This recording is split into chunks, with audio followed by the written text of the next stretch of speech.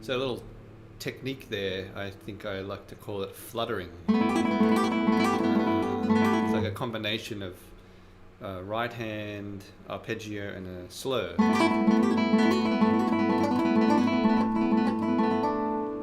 Anyway, just a little improvisation. So today, I always like to improvise at the start. Today I want to look at some harmonization, some compositions, and some analysis.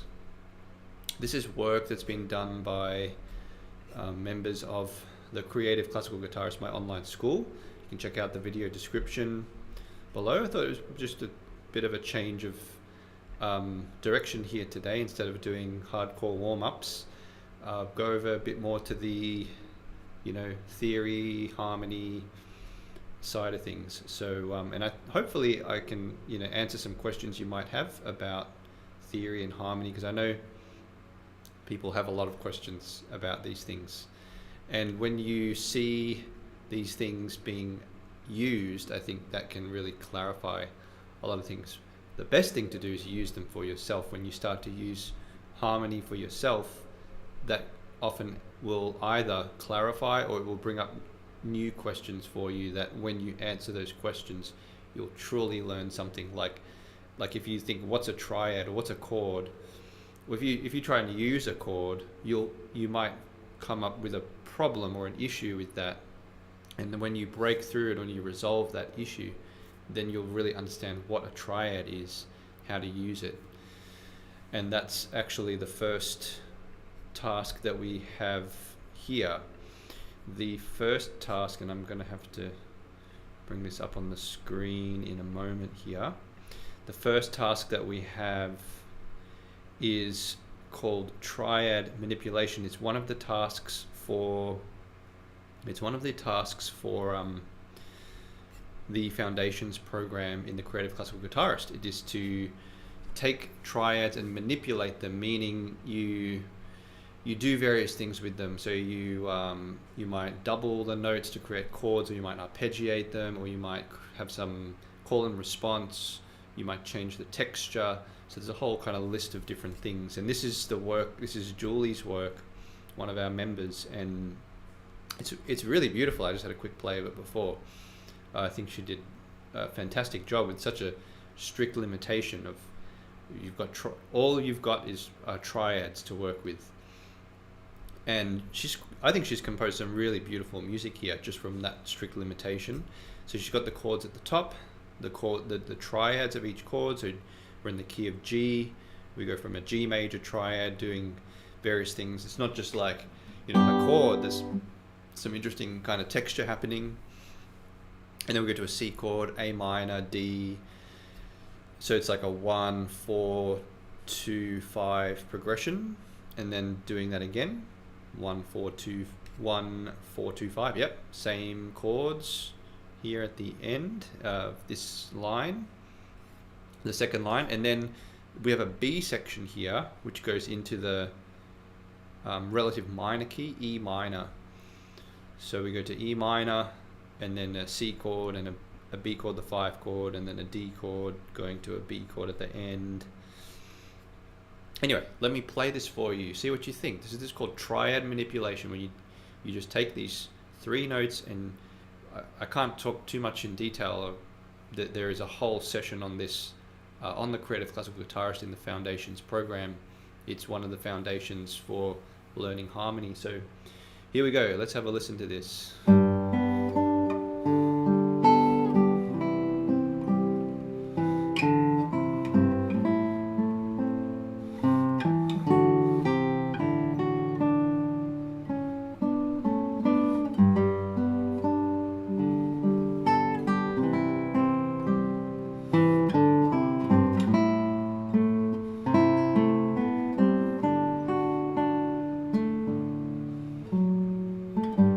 Repeat.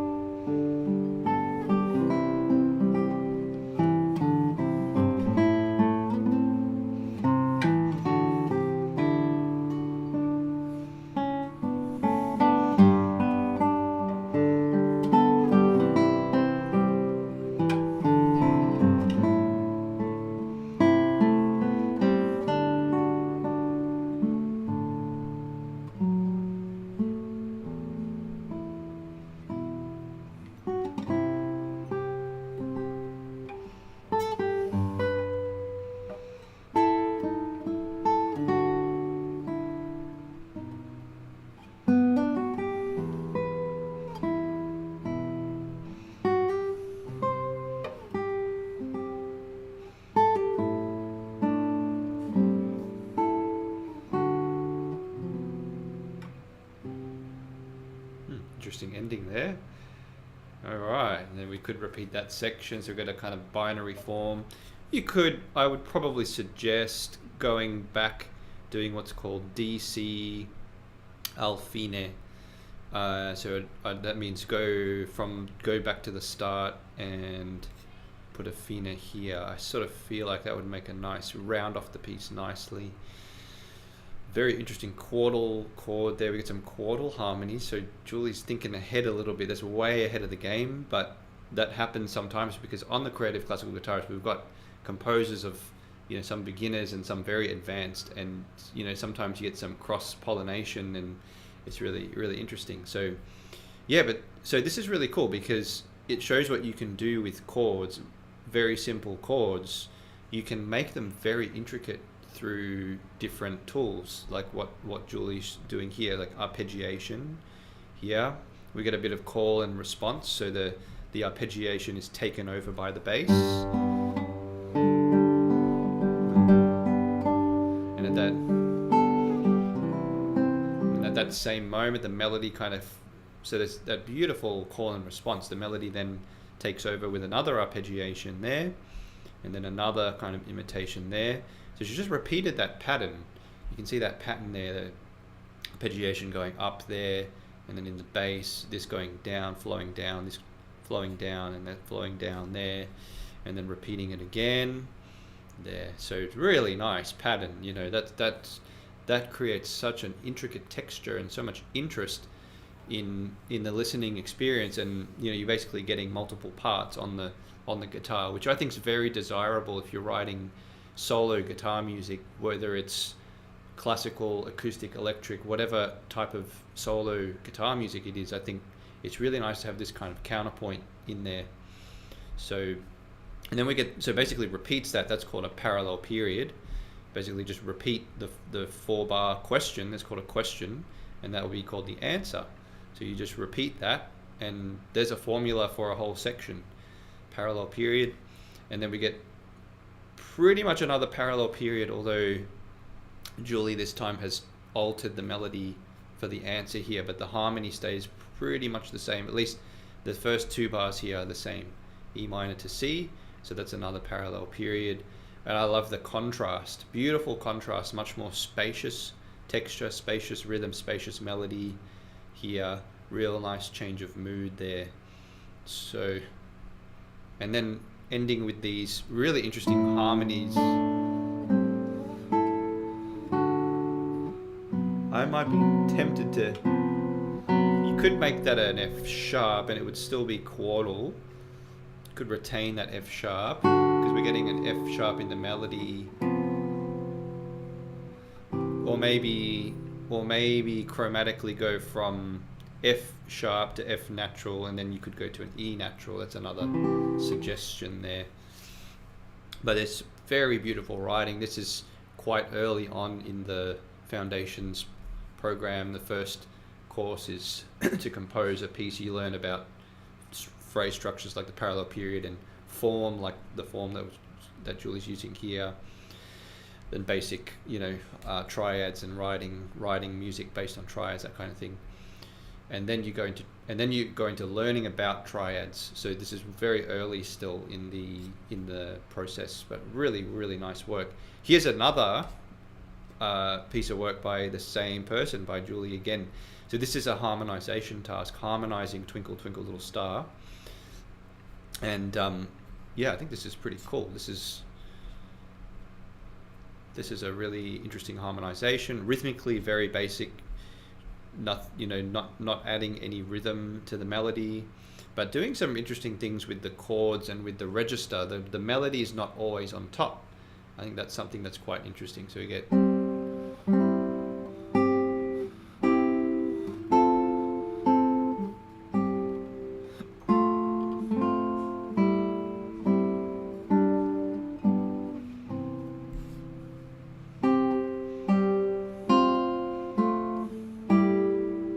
so now the melody goes into the middle.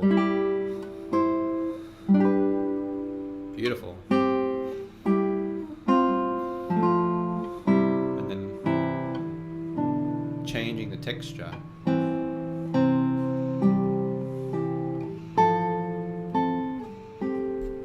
whoops, I missed the last bit. So anyway, there's a fragment of it, or I'm not sure if, did I get that last? Let me see if I got that. I think I only got that page of it. Anyway, gives you a good idea. So really, really nice. I particularly like this line here where the melody gets kind of buried a little bit into the middle voice, and I think that creates a nice effect. So the melody's going like that. So we get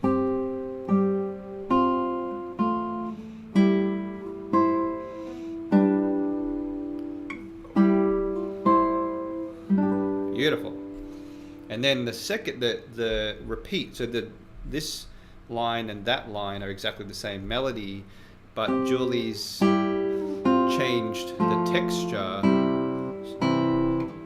It shows how much you can do with very basic triads, very basic tools. You can do some really beautiful things, you know, from imitation, counterpoint, arpeggiation, things like that, to this type of thing, you know, changing the texture and putting melodies into different parts. And yeah, it's really, really lovely work there.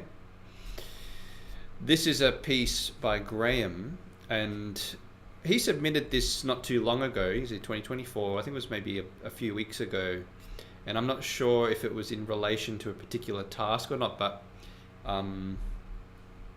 Graham's been on CCG for a little while now and has composed some beautiful gems. So I thought I'd play this. If there was something that this might relate to, it could be triad manipulation.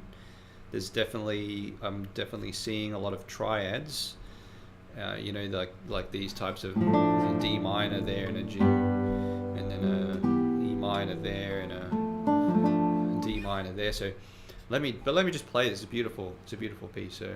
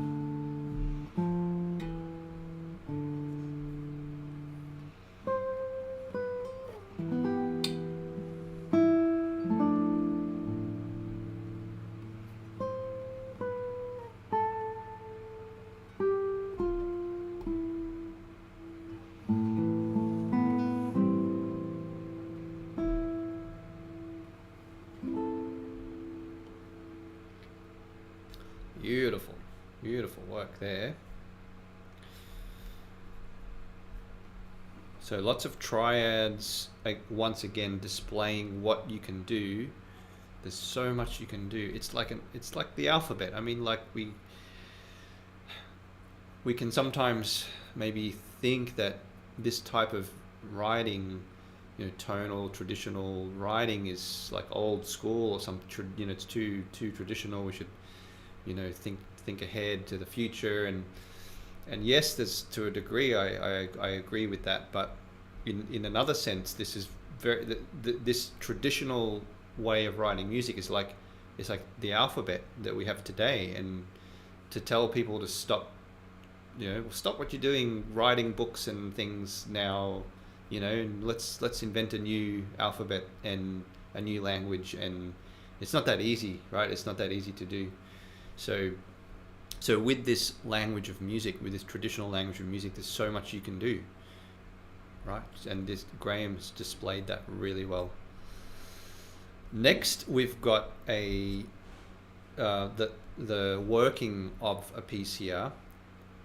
This is a melody here, and this is done by Anne, who is not a member of the Creative Classical Guitarist, but Anne purchased a course that I've got that you can take, and this course is also in the Creative Classical Guitarist, but you can get it externally if you're interested. It's called Compose a Piece in 1 week, and so it gives you a process for composing a piece step by step, very, very small little blocks. And the very first step is to have a plan ready. So you can see that Anne's got her plan laid out here. We've got the chords on top, we've got the, all that here, all the details, question, sequence, that kind of thing. So there's a plan to it. The first step is to play through the chords, and then the next main step is to compose a melody. And so that's where Anne is at now. The step after that is to add chords to the melody, and then to texturize the chords and simplify the chords, and then that eventually you'll end up with a piece. It's a lot like I've seen, instructions for how to draw something. I don't know if you've seen this before. It's like, how to draw a face, and it's like step 1 is like a circle, and you draw like a cross through it, right, to get the dimensions right, the symmetry and everything. And then step 2, you might draw like the outline of the ears and the eyes or something, and the lips. And then step 3, you might like outline the hair, right? It's composition can be taught. I think composition can be taught in that kind of step-by-step process.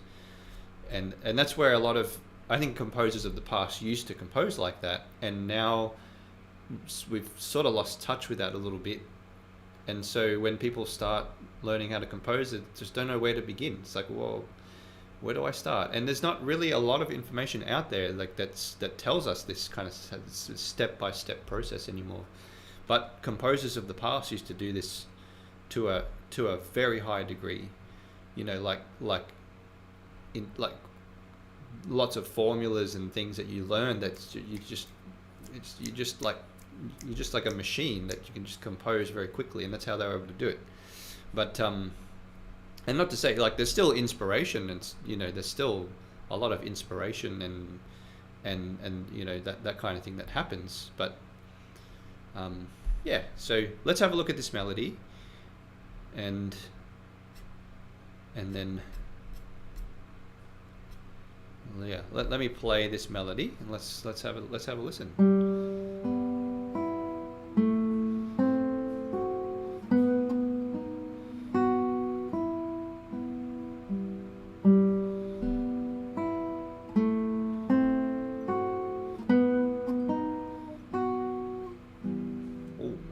Nice A section. So there's the A section, and then we get a B section.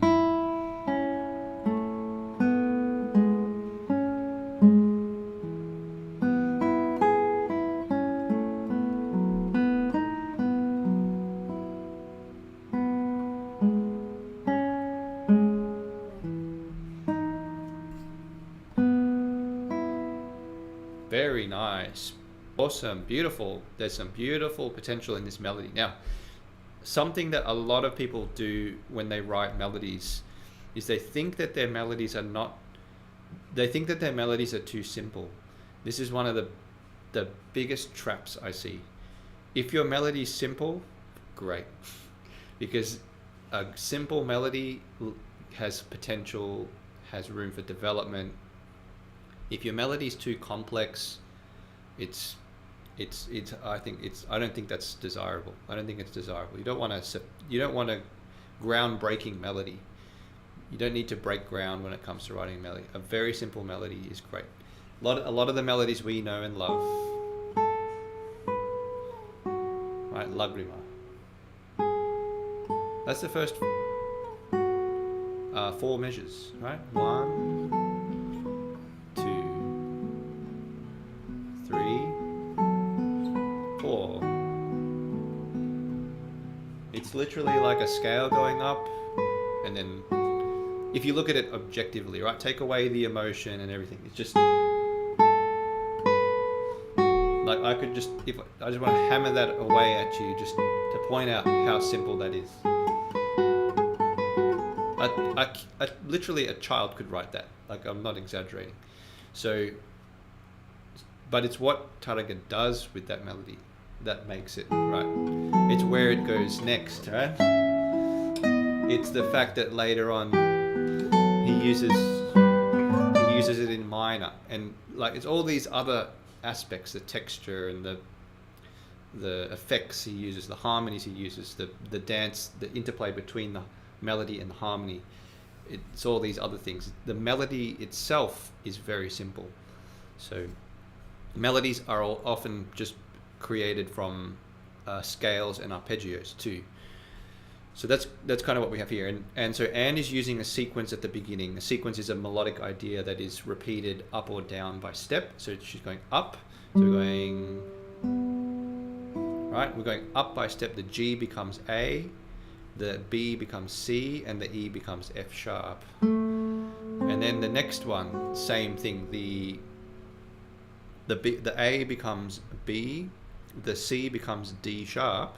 Now, Anne has chosen to keep the F sharp the same. So we get, and that might be because, I think that's a good decision. Although, might be good, Anne, if you're listening, you could change it. You could make that a G and keep the sequence. I think what Anne's doing here is there's an F sharp in the chord of B7, and so she's probably concerned that you want to keep that note as one of the notes of the chord, which is what I recommend in the course. But sometimes you don't want to do that actually, because you can get a nice dance between. Like if you keep the G in there with the B7 chord, it's beautiful. So maybe keep the G, and then you've got a strict sequence there. And then we're reversing the arpeggio, just an arpeggiated melody. All right. So then we do a parallel period, and we get basically the same thing. So we could do a G here. We get the same thing, except we get a block chord at the end of the answer. So that's the question, as is written there. That's the answer. Repeat bars 1 to 3.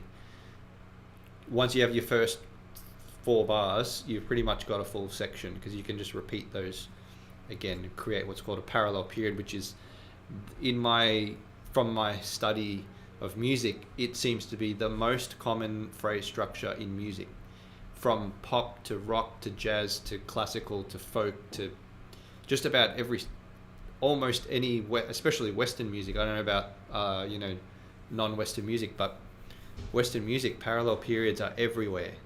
So yeah, this idea of a question and then repeat at least part of it for the answer. Okay, and then so that's beautiful. And then the B section, got some beautiful ideas here. So now Anne has not stuck strictly to the harmonies. Very close. It could still work. I think, because we got a C sharp there, but then we go to the A. So what we're trying to do is stick to the notes of E here. And so you can see that there's no C sharp in the chord of E, but that's okay. You don't always need to use the notes of the chord. So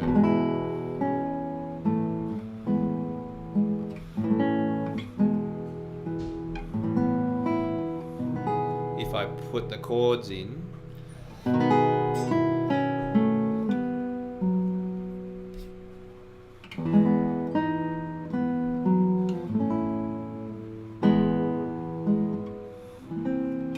so what we want to do with this C is just make it natural, C natural.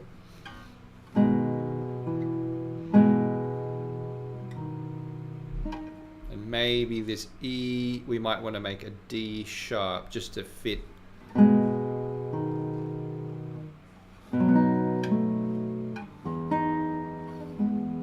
Just to fit the chord of B7, okay? So I reckon make that E a D sharp, which will fit. That's the D sharp there. The G sharp doesn't fit into the chord, but that's fine. It's okay to have one note that doesn't fit into the chord. And then we get this nice, beautiful suspension, which is not something that is actually,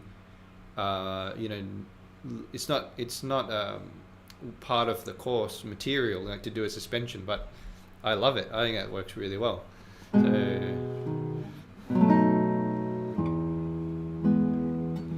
all right, so let me play this. just went all the way. Let me play this whole piece with chords, okay? So now, A to A minor, interesting, okay? I'm not sure if that's gonna work. I'm not sure why we've got an A and an A minor. There should be these chords here. It should be E minor and then A minor here. So I'm not sure if there's some like typo or something that happened there. So let me play this with some harmony just to give you an idea of what can happen to a melody when you add harmony to it, okay? I'm not going to do anything too fancy, just add the chords into.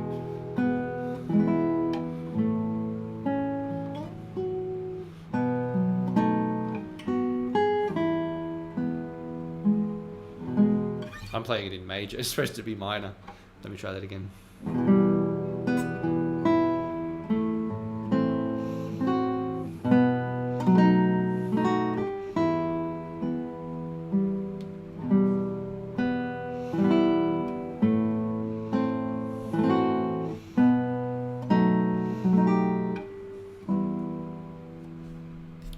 Okay, that's what the A section could sound like, and then the B section.